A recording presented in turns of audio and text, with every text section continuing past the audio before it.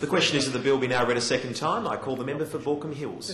Mr Acting Speaker, it is with a great sense of closure and achievement that I stand here and speak in favour of the Constitutional Amendment Bill, Restoration of Oaths of Allegiance. Mr Acting Speaker, it was 13 years ago that as a younger and slightly slimmer army officer I took leave without pay to assist many members of this House defeat the 1999 referendum to propose a republic in Australia.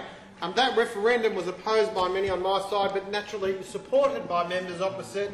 It was a failure. It was a futile exercise in changing our constitutional arrangements, and it will forever hang around the neck of the Labor Party as an attempt of reintroducing sectarianism.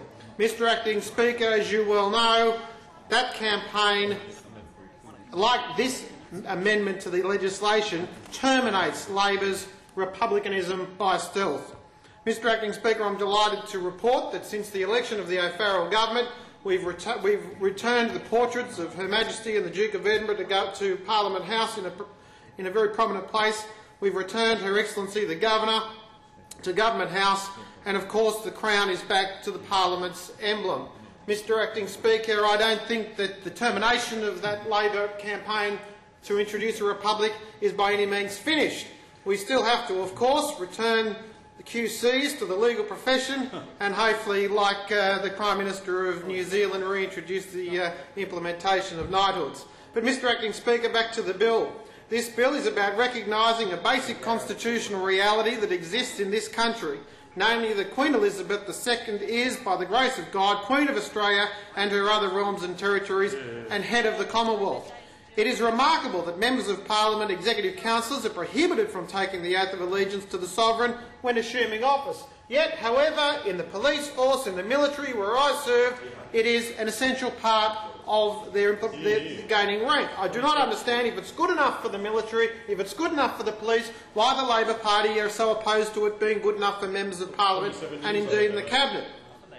Mr Acting Speaker, external observers from both from other states and other countries would be rightly surprised. The bill simply gives members and executive councillors a choice when entering office between making an affirmation and undertaking an oath of allegiance. To deny members and executive councillors the ability to pledge their loyalty to the Crown is inappropriate. Such a position completely ignores Australian history and our constitutional system of government. Why should New South Wales be the only exception to over 800 years of Westminster tradition?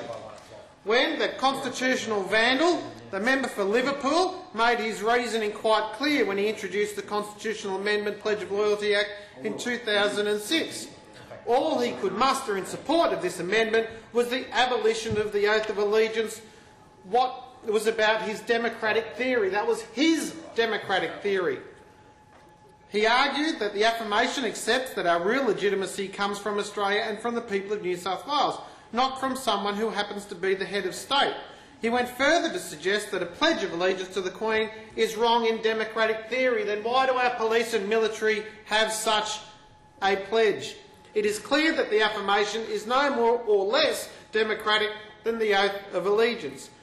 Members have a loyalty to their constituents and to the public, both as a political reality and as a fundamental tenet of the Westminster tradition. This exists regardless of the oath administered when entering office.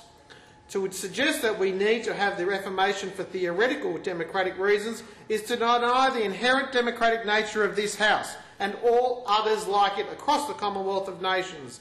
We do not need to have an affirmation that confirms that what has been obvious throughout the entirety of Westminster history. Let's be honest, this bizarre example of republic by stealth exists simply because a few so-called progressive don't like the fact that Queen Elizabeth is the Queen of Australia. They don't like the fact that 13 years ago the Queen and the constitutional arrangements that we currently enjoyed a thumping mandate from the people of Australia. Presumably, somehow living in a stable constitutional monarchy makes them feel uncomfortable. Well, Mr Acting Speaker, the majority of Australians, I am delighted to report, feel otherwise. This small section of Labor society is determined to have the role of the Crown reduced to a mere shadow. Well, Mr Acting Speaker, not on my watch. Not on my watch. Since the 1980s, successive Labor governments have abolished imperial honours, the Queen's Council, changed the state's historic Great Seal, ejected the Governor from Government House and even removed the Crown from the Legislative Assembly crest. Well, Mr Acting Speaker, as I said in my opening remarks, that campaign has now been terminated, and we can thank the Attorney-General for being the knight of the realm that assists in that regard. These amendments are purely symbolic and unbelievably petty. Unbelievably petty. These Republicans continue with their farcical campaign despite the fact that the people of Australia have already spoken on this issue. In the 1999 referendum, our current constitutional system was resoundingly endorsed by the people of Australia. A majority of Australians in every state, as well as the Northern Territory, voted to retain the monarchy in a landslide. Instead of accepting constitutional reality and the will of the people, these committed Republican elites have continued their self-indulgent campaign to sideline the monarchy. Well, it's finished.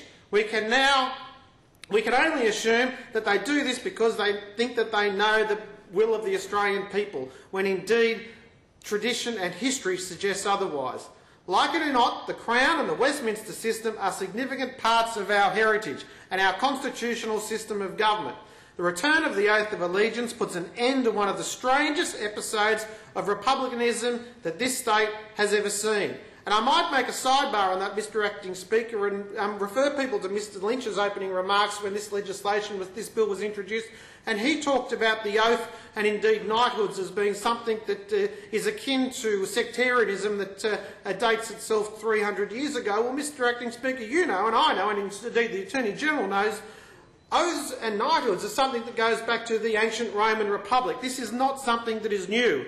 So members and executive councillors should not be preventing from confirming their loyalty to the Sovereign when entering office. I thank the Reverend the Honourable Fred Nile. I thank the Attorney-General for introducing this amendment in the other place, and I commend the bill to the House. The question is that the bill be now read a second time.